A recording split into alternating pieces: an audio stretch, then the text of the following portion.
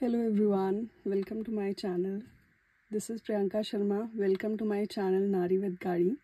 आज हम अपने थर्ड इम्पॉर्टेंट कंपोनेंट जो कि स्टीयरिंग व्हील है उसके बारे में सीखेंगे. Steering wheel one of the most important component है. आफ्टर हमें गाड़ी के कंट्रोल सीखने के बाद, हमें गियर्स के बारे में सीखने के बाद स्टीयरिंग व्हील हैंडलिंग सीखना भी बहुत ज़रूरी है.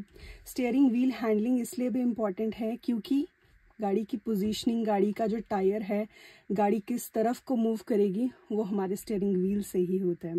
गाड़ी का जो स्टीयरिंग व्हील है यही क्या करता है, आपको सही डायरेक्शन देता है.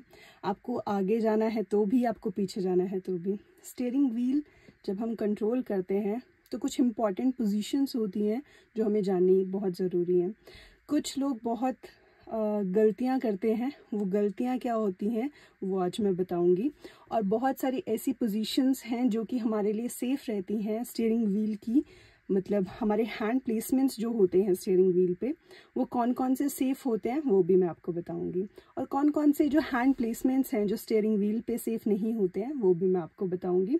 और ये वाली चीज़ें, मतलब जो बेसिक्स हैं थोड़ा गाड़ी सीखने के, वो इम्पॉर्टेंट इसलिए भी हैं कि हमारी सेफ्टी हो सके और दूसरी की भी सेफ्टी हो सके गाड़ी चलाते वक्त.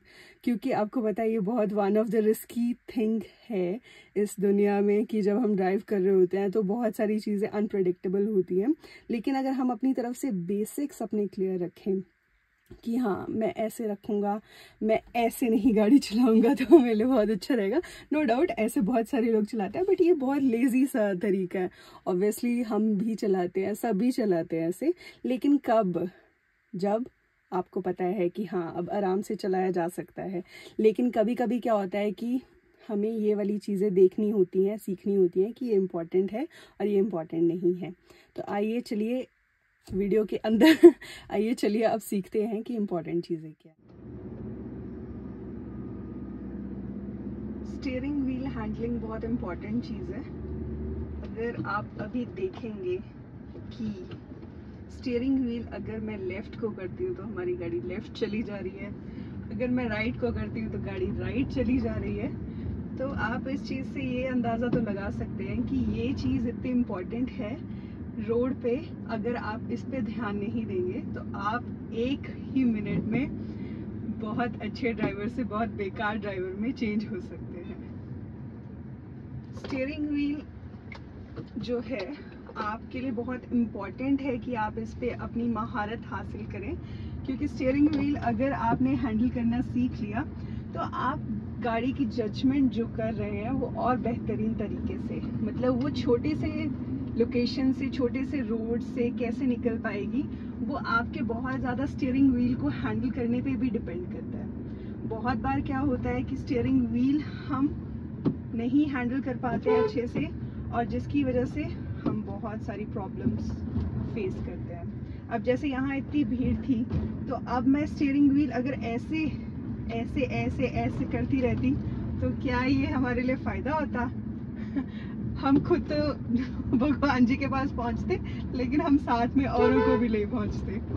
स्टीयरिंग व्हील हैंडल करने के लिए बहुत सारी पोजीशंस होती हैं जो हमें जाननी बहुत इम्पॉर्टेंट है. और उसमें से कुछ इम्पॉर्टेंट पोजीशंस जो हैं वो 3 जो मैं आपको अभी बताने वाली हूँ, वो हैंड पोजीशंस हम जो सबसे ज़्यादा यूज़ करें, जो हमारे लिए सेफ रहेंगी, वो हैं. एक्चुअली हम पहाड़ों पे रहते हैं तो यहाँ पे बहुत सारे मोड़ होते हैं तो यहाँ पे पोजीशंस आपकी स्टीयरिंग व्हील के लिए हैंड प्लेसमेंट्स चेंज होती रहती हैं. लेकिन आप ज़्यादातर कोशिश क्या करेंगे कि आप जो अपने दोनों हाथ हैं इन दोनों को एक दूसरे के सामने रखेंगे. एक दूसरे के सामने जितना ये रहेंगे इस पोजीशन को हम बोलते हैं, कौन सी पोजीशन है बताइए? ये है 9 और 3 पोजीशन. कौन सी है? 9 on 3. 9 और 3. ठीक है.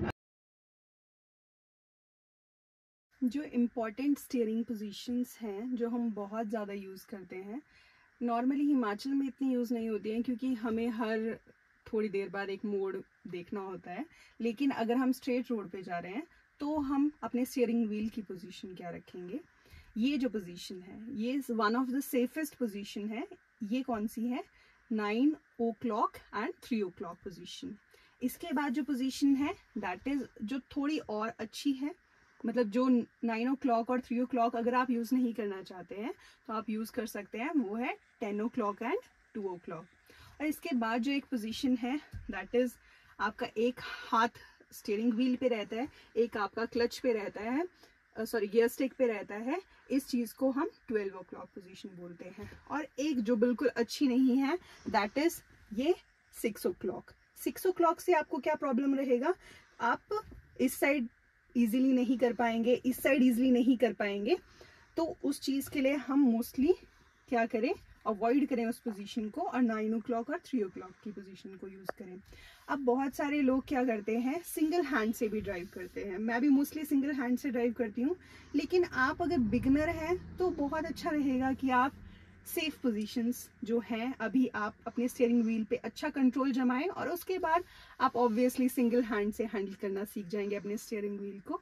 और तब तक के लिए बहुत अच्छे से प्रैक्टिस करते रहें। Okay, thank you.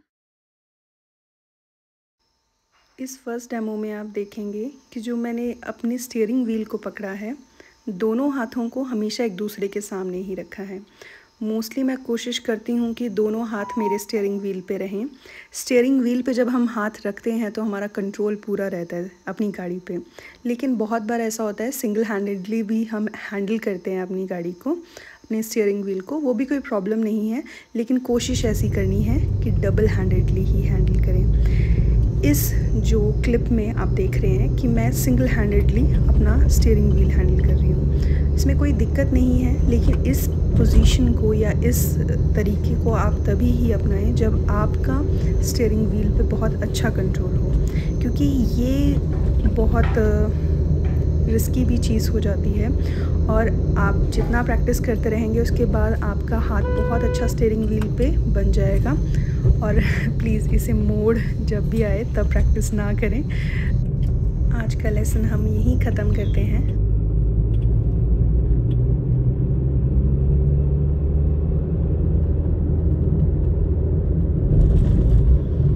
जल्दी ही मिलते हैं आपको नए वीडियो के साथ, और तब तक प्रैक्टिस करते रहिए और बेहतर बनते रहिए। Thank you.